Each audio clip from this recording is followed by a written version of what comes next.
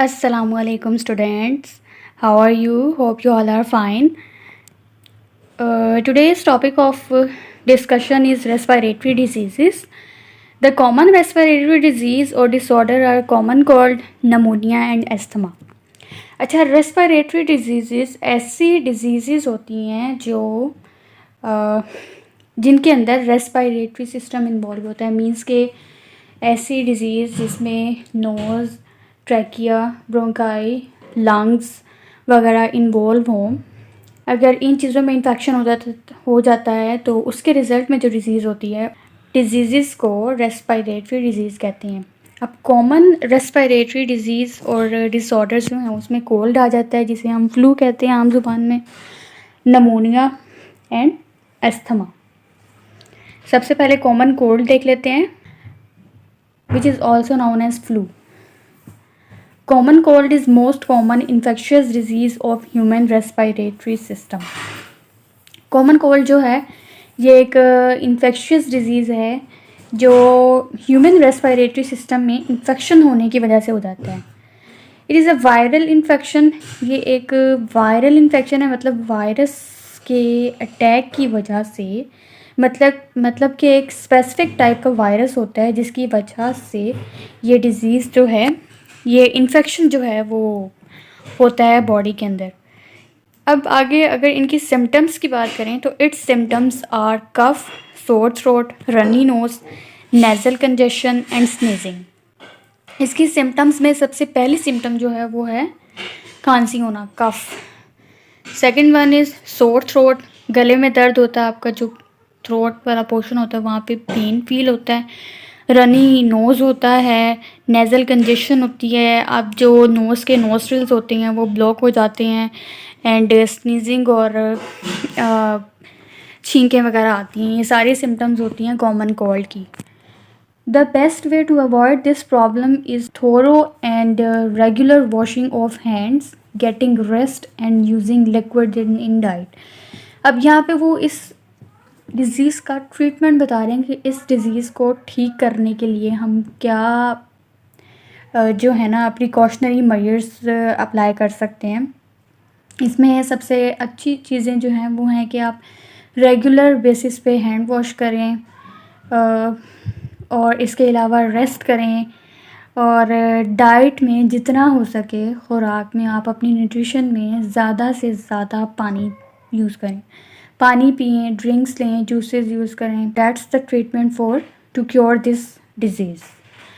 There is no proper medicine for common cold. इसकी कोई एक स्पेसिफिक मेडिसिन नहीं होती, but if the symptoms persist consult your doctor. लेकिन अगर सिम्टम्स जो हैं वो कंटिन्यू रहती हैं after 1 to 2 weeks, then you have to consult with your doctor.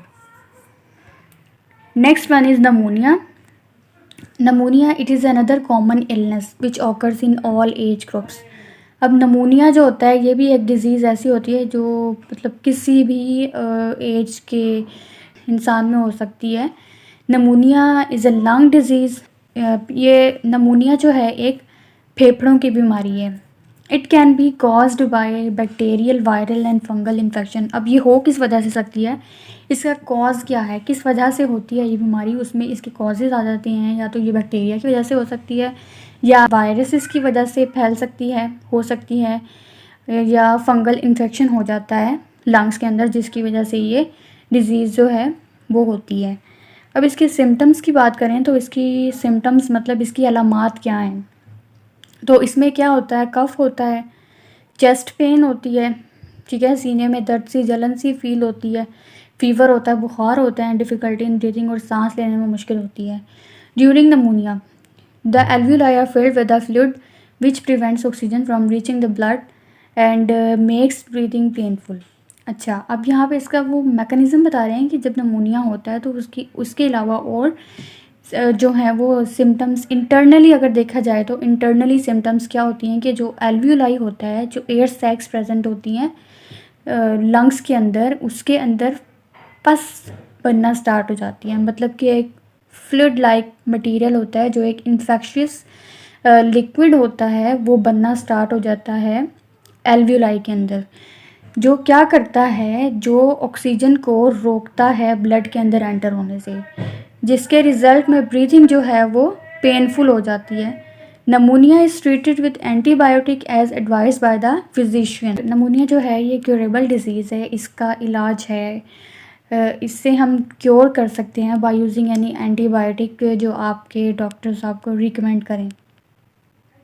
As a preventive measure, wash hands frequently to avoid germs, use tissue paper और handkerchief while coughing और sneezing. अच्छा, कुछ preventive measures आ जाते हैं, कुछ चीज़ें ऐसी आती हैं जो आपको करनी चाहिए during this disease, which is ज़्यादा से ज़्यादा ये कि अपने हाथ वॉश करें ताकि जर्म्स जो हैं उनसे बचा जा सके। इसके अलावा टिश्यू पेपर या कोई हैंड करचीफ, रुमाल वगैरह यूज़ करें ड्यूरिंग कफिंग और स्नीजिंग, मतलब खांसते वक्त या छींकते वक्त हैंड करचीफ या टिश्यू पेपर जो है वो यूज़ करें।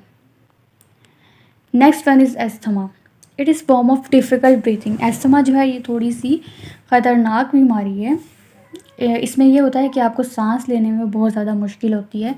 Commonly it is an allergic response of body to substances like pollen, household dust, particular food और फीडर्स फ्रॉम द पिलो। अच्छा, अब ये होती किस वजह से है कि ये एक एलर्जिक डिज़ीज़ है, मतलब कि एस्थमा जो है वो ऐसे पेशेंट्स को होता है कि जिन्हें उस एक स्पेसिफ़िक टाइप की चीज़ से एलर्जी हो। अब वो स्पेसिफ़िक टाइप की चीज़ या सब्सटेंस जो है उनमें आ जाते हैं पोलन्स, जो प्लांट्स के अंदर प्रोड्यूस होते हैं। अच्छा, इसके अलावा डस्ट के पार्टिकल्स या कुछ कोई स्पेसिफ़िक टाइप का फूड होता है जिसकी वजह से एलर्जी हो जाती है, या जो तकिए होते हैं उसके अंदर जो कॉटन फ़िल होती है उसकी वजह, उससे भी कुछ लोगों को एलर्जी होती है। अच्छा, जो इसके कॉजेज़ होती हैं जिसकी वजह से ये डिज़ीज़ जो है किसी भी पर्सन को होती है, क्योंकि वो पर्सन जो है वो उस चीज़ से एलर्जिक हो जाता है। A characteristic विजलिंग sound is produced during breathing. अच्छा, अब होता क्या है कि सांस लेते हुए उसकी सिम्टम ये होती है कि सांस लेते हुए आपके सांस के अंदर एक साउंड प्रोड्यूस होता है, जैसे कि एक सीटियों की आवाज़ें आती हैं सांस में से। That's the symptoms for asthma. Asthma can be avoided by keeping our self safe from pollens, household dust and feathers from the pillow. वही चीज़ें जो इसका वजह बन रही थी इस डिज़ीज़ को कॉज करने की, उन चीज़ों से अवॉइड करें, उन चीज़ों को यूज़ ना करें, उन चीज़ों से दूर रहें, जैसे कि पॉलेंस, हाउस होल्ड डस्ट और फीडर्स फ्रॉम द पिलो। तो इन चीज़ों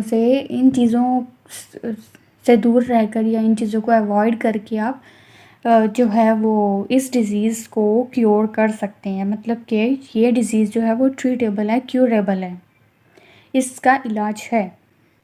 खुद को इन चीज़ों से दूर कर लें जिन चीज़ों से आपको एलर्जी होती है। So that's all about our today's topic. Thanks for watching. अल्लाह हाफिज़।